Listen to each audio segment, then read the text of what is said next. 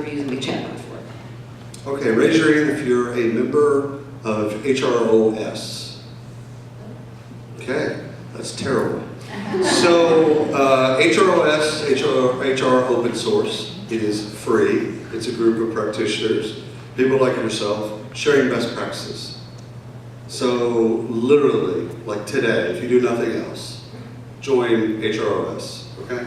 Lars is one of the co-founders of HROS, but this is going to be about, they just did a recent study on the future of work, and it might have some findings on AI and recruiting. Yeah.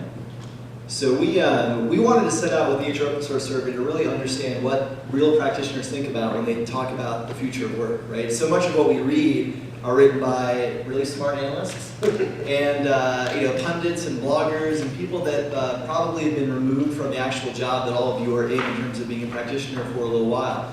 And so we set out to really understand what is the mind of HR and recruiting practitioners when they think about the future of work, when they think about the priorities in their business today versus what their priorities will be 3 years from now. What does that look like? And we wanted to actually map that. So we released the survey. If you go, the website is hros.co.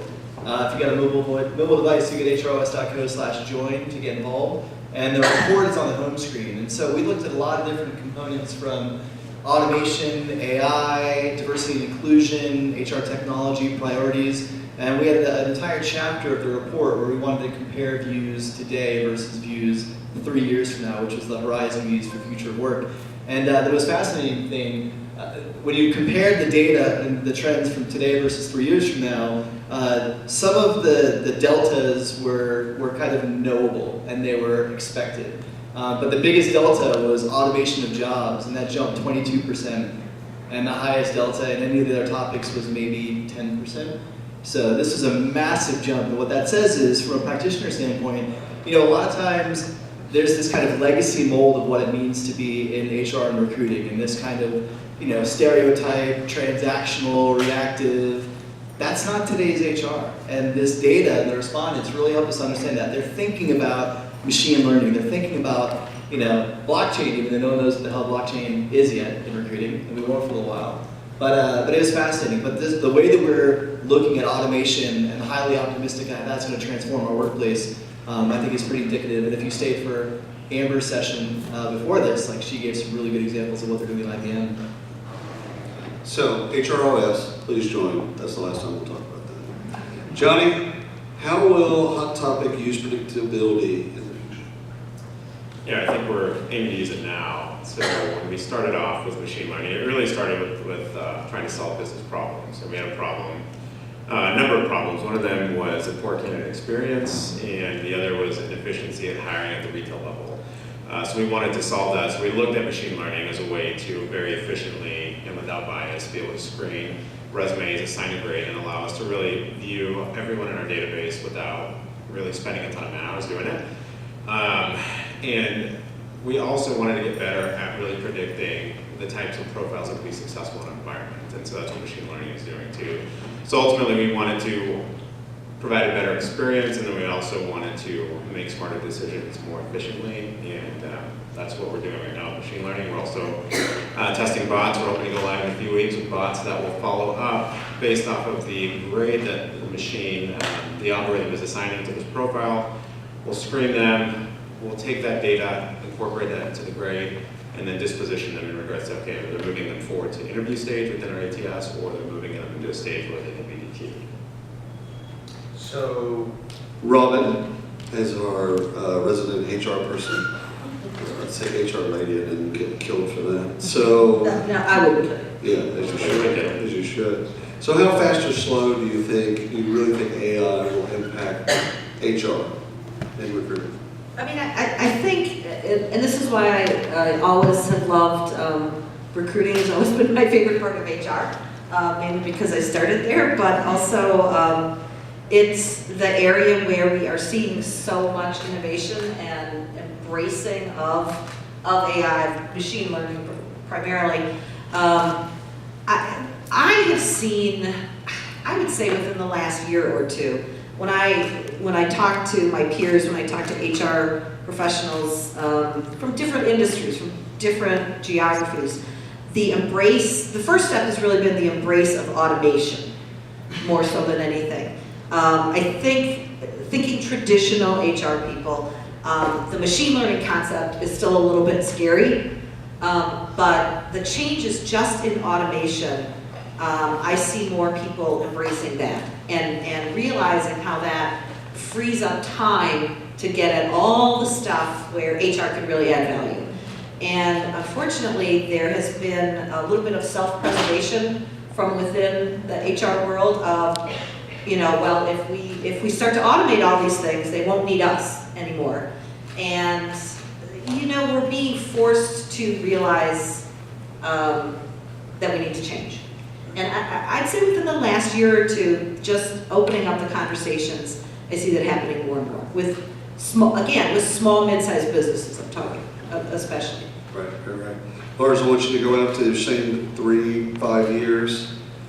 What do you think AI will replace and not replace? Because right now we're in a hype cycle, right? Yeah, we're definitely in a hype cycle. If you're a recruiter, don't read an article saying you're going to be replaced by AI or a bot and hang your head. You're not. Recruiters are not going to be replaced. Some of your tasks will be, and that's going to be the beauty of it. When you think of how recruiting has fundamentally worked over the last 20 years or more, it's a written resume, right? It's a chronological summary of your skill set.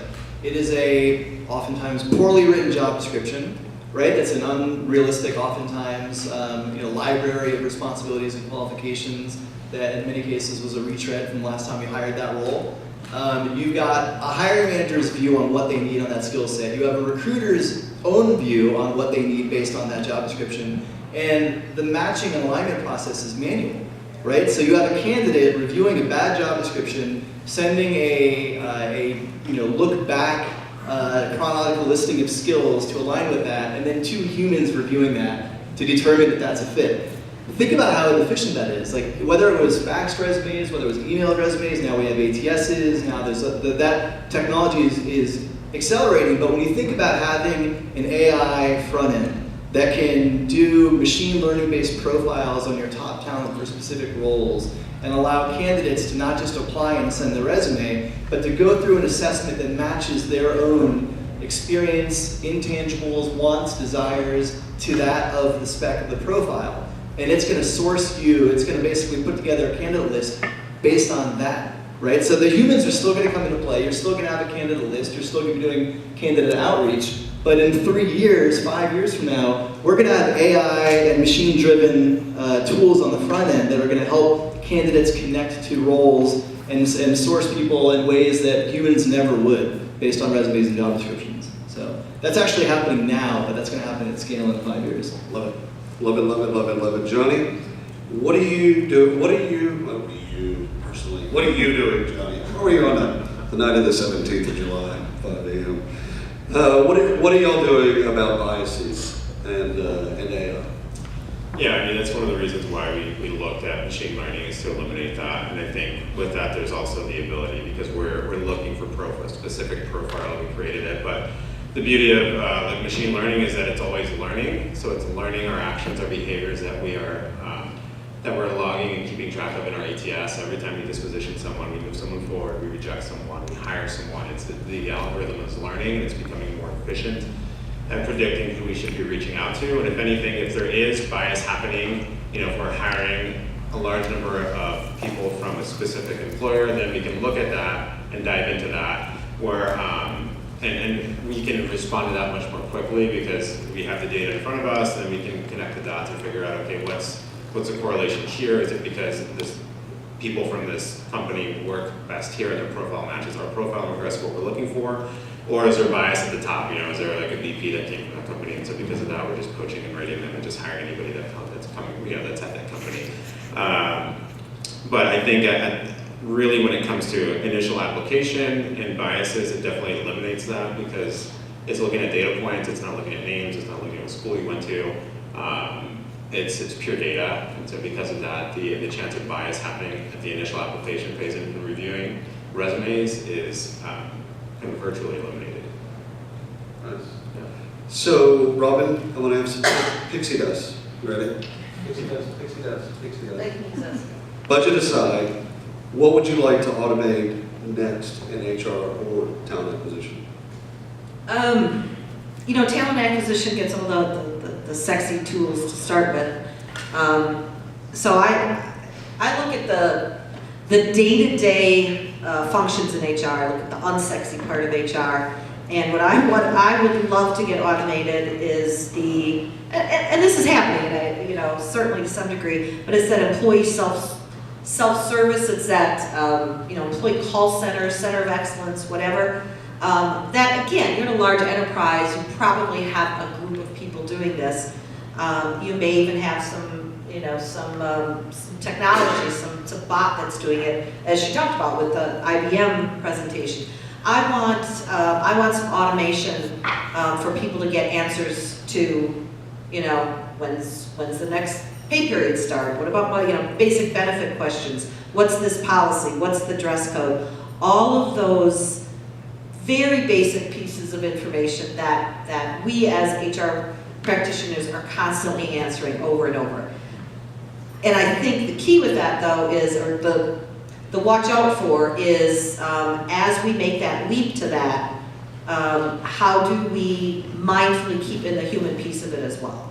And that's the challenge, but that's also the opportunity. How can we do that? How do we create that bot, for example, that answers that in a very personalized way or somewhat of a human way, gives people an out to still talk to a human being when they need to. Because I don't want to replicate the bad customer experience when we get frustrated and we're calling in somewhere or with a bot, you know, with a cable company or something, and we can't get to a person when we need to. So there's the opportunity with that. And I just talked to somebody week before last who's building one. He's doing some beta tests with actually a fairly large enterprise company right now with such a tool. It sounds fascinating. Ours has been a practitioner. He's done great work at several places that y'all would know. He's also been a consultant. He owns a talent agency, if you will, that does consulting and recruiting. And he helped start HROS. In his off time, no, I'm just kidding. What I want to know, this is the final question, at least scheduled question. What I want to get is your take and where you'd like for this to go for recruiters. If you could wave a magic wand. Yeah. If you could magic wand. I don't get Dixie Does. I'm sorry, I'm all up this. So if you could wave a wand, because you've done the job and you consult people that do the job, from sourcing to onboarding, where would you like for it to go? You know, I think if we could really leverage AI and machine learning on the front end of the recruiting process, so the application process, vetting, doing initial round vetting of candidates, scheduling candidates, automate that, right? Like all this stuff that requires a lot of back and forth, that to me, you know, we always talk about HR technology as if it is going to replace recruiters, and I think that's bullshit. But I also think, here's why. What it's going to do is it's going to take over some of the tasks that we don't need to do, but it's going to allow us to do what we do best, which is connect with candidates, understand somebody's drivers, understand why somebody might take this job, or why they wouldn't, right? There's a real humanity in recruiting that's the core of what we do. And so if we can leverage AI to automate some of the tasks that are more manual and not really value add based on our expertise, I think that's great. And one other thing just to add quickly, when you hear conversations around AI and bots and kind of innovation in HR recruiting, you know, you see a presentation like this from Amber, you know, before here at IBM, you hear from big kind of enterprise companies, and if you're in a small company, that might seem inaccessible, right? We don't have Google money, we're not Facebook, we're not Amazon, and the reality is, really interesting innovation is happening where you're not expecting it. I mean, a casino in Baton Rouge to be using bots on the front end. Last year I was at a conference in London, and the closing keynote was this company called Anchor Trust. And it was about using bots. What's Anchor Trust? They're the largest nursing home company in the UK. Is that where you would expect an incredibly innovative recruiting project to happen? Probably not, but it was amazing. And Chris Ray was their head of talent. He ended up, you know, giving a whole thing. And you talked about how they actually use bots, because again, kind of like your workforce, they have a lot of people that are working all different hours, and their schedules don't sync with the recruiter schedule. So through the bot, they're actually able to go through, do an initial screening qualification, find out what the nearest nursing home was from them. They can do a geo search based on their zip code, find out commuting lanes and paths. So much stuff that a recruiter might have 2 or 3 calls back and forth to do. So for the Anchor Trust piece, we actually worked with them to create a case study in HR Open Source. So if you check out HR Open Source at hros.co, just look at the case studies or search for Anchor, and you'll see the actual case study on exactly how they pitched, designed, ran, measured, where they failed, and key takeaways in technology, so you can essentially replicate that exact thing at your company. So one last thing, we're at an HR Tech conference. One of the things I would tell you as you evaluate HR Tech, oh good gosh, how can I say this without cursing? When you evaluate HR Tech, some of what you evaluate is vaporware, because everyone's going to say the same thing. I guarantee you, if you walk through the expo hall and literally take off your badge and you talk to every single person, you're going to hear AI, bots, machine learning, okay, you're going to hear it over and over and over and over. One of the things that I would request is to have you see it work in real life with a client. Show me where this is working now. Don't buy into the hype. We've been through several hype cycles. The hype cycle of on-premise to SaaS, the hype cycle of mobile, the hype cycle of social. We're on a hype cycle right now with AI. People will say AI. I challenge whether or not, and I love vendors, I challenge whether or not they actually really know what they mean when they say AI. And this is on us too. We've got to ask harder questions. You going, Tara, what are you doing? You're making me tired. I'm just kidding. I'm just kind of totally playing. We are in Vegas and it's 3 o'clock. So to be fair. It is nap time. Anyhow, so as you shop, as you should shop, buyer beware. Make sure that you see this in real life working for somebody. And you're about to kick us off stage, right? Is there anything after this? Okay, so there's nothing after this. Do you all have to be anywhere? Yeah.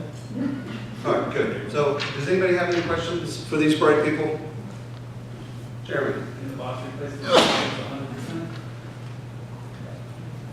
100%, that's good. So the question was, can bots replace sourcers 100%?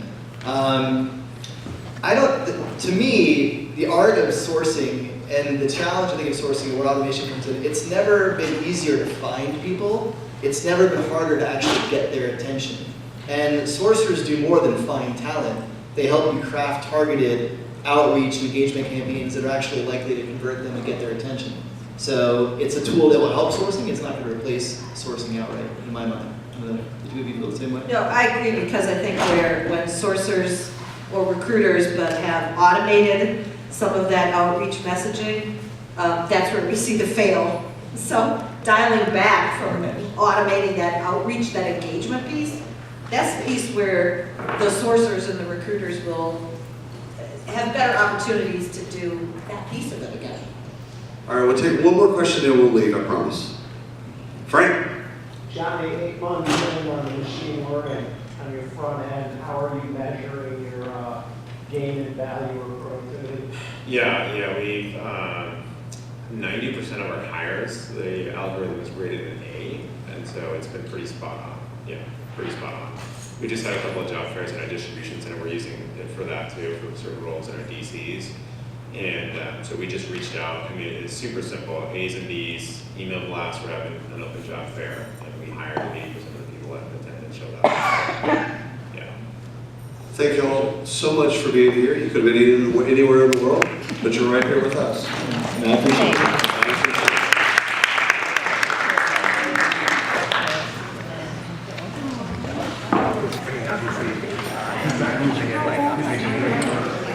Thank you.